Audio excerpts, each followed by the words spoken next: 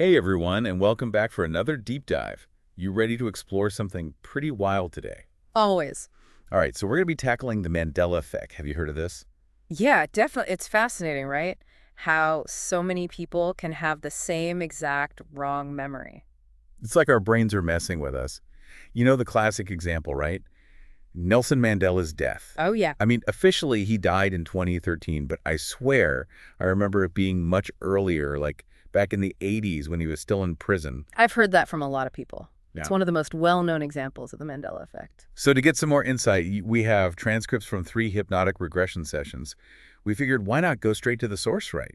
And see what people uncover about their Mandela Effect experiences when they're in that deep state. That's a great approach. Hypnosis can be a powerful tool for accessing those buried memories.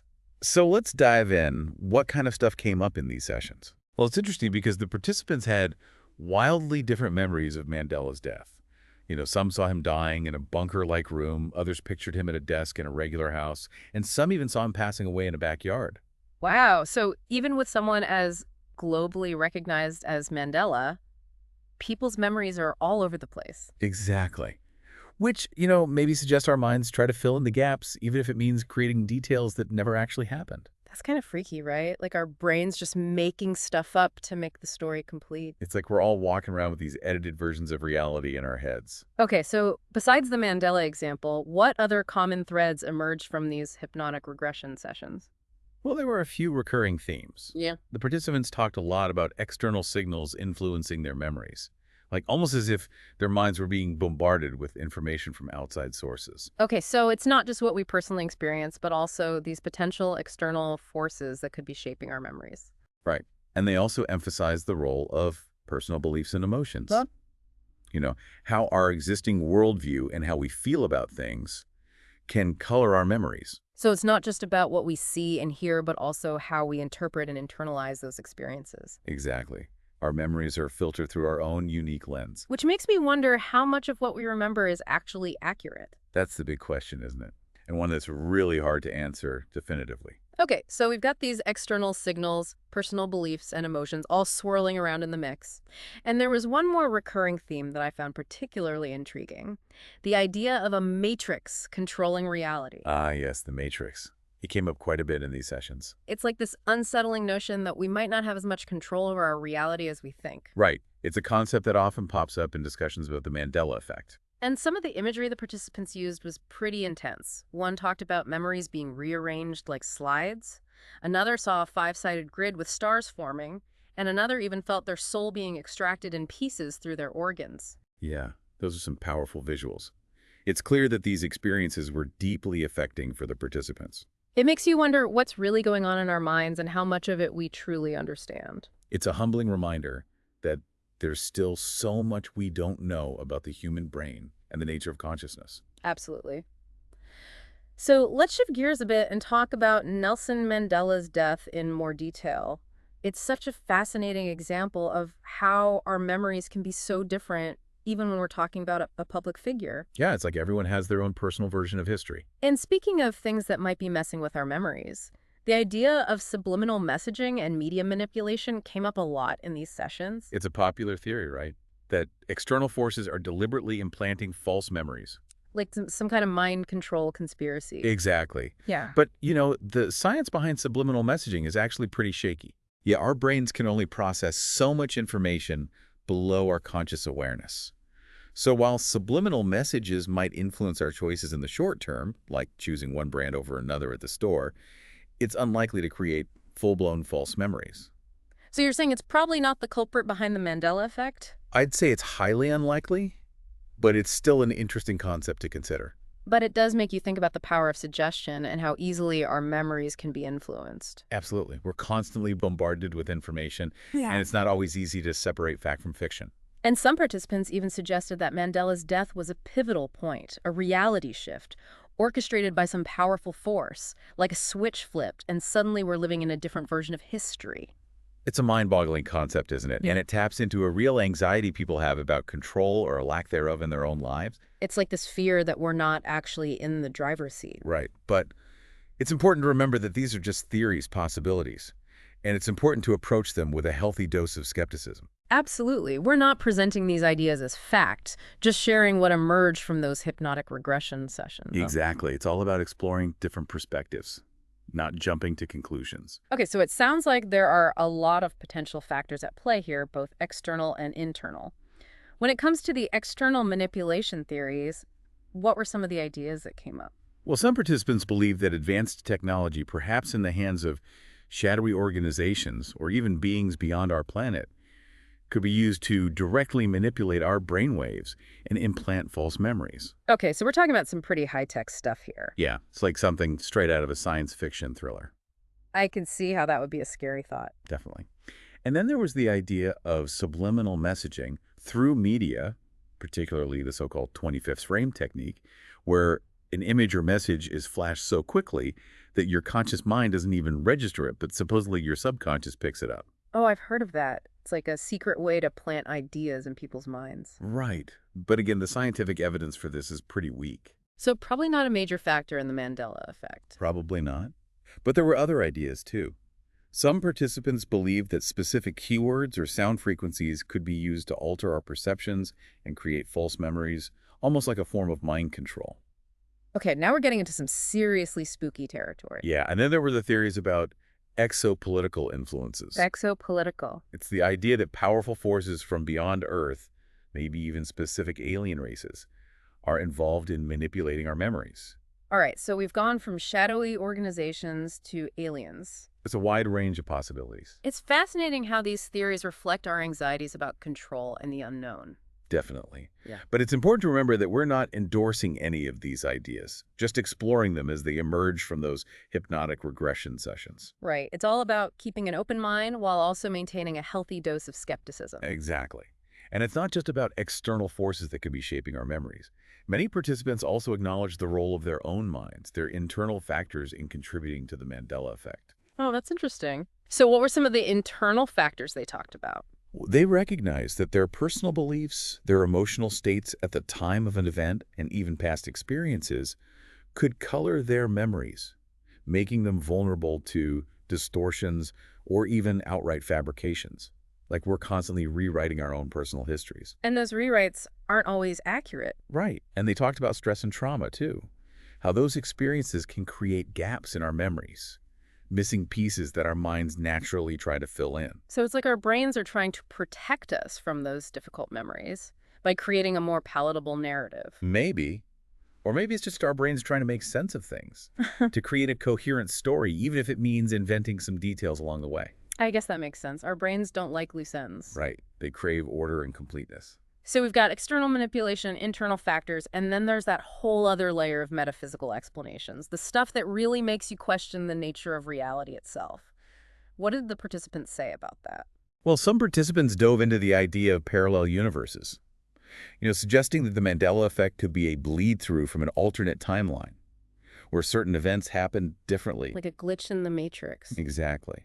Or a cosmic slip-up where realities collide. Whoa. Okay, that's pretty out there. It is. And others circle back to that matrix analogy, suggesting that we might be living in a simulated reality, one that's prone to glitches and manipulation by forces we can't even comprehend. So okay, now we're getting into some seriously mind-bending territory. Right, but it's all part of the Mandela effect puzzle. So you've got these three potential levels of explanation: external manipulation, internal factors, and metaphysical possibilities. And it seems like the participants were drawing on all three to try and make sense of their experiences. It really highlights the complexity of this phenomenon. Yeah. And how many different ways people are trying to understand it. And it's not just an intellectual exercise, right? These ideas have real-world implications. Absolutely. If our memories can be manipulated, whether by outside forces or our own internal biases, what does that mean for how we view history, our personal identities, even our ability to make informed decisions? It's a bit unnerving to think about how much of what we believe to be true is actually based on solid ground. Right. It makes you question everything. So besides the Nelson Mandela example, what are some other instances of collective false memories? I'm curious to see just how widespread this phenomenon really is. Oh, there are tons of examples. Think about the number of states in the USA. How many are there? 50, right. That's what we're taught. Yeah. But a lot of people swear they remember learning it was 51 or even 52. Oh, wow. I've actually heard people say that. It's one of the most common Mandela effects out there. Then there are historical events that people remember differently from the official records. Details get mixed up, timelines get shifted, and entire events are sometimes misremembered. It's like we're all living in slightly different versions of history. In a way, maybe we are. And then there are the famous movie quotes that people get wrong all the time.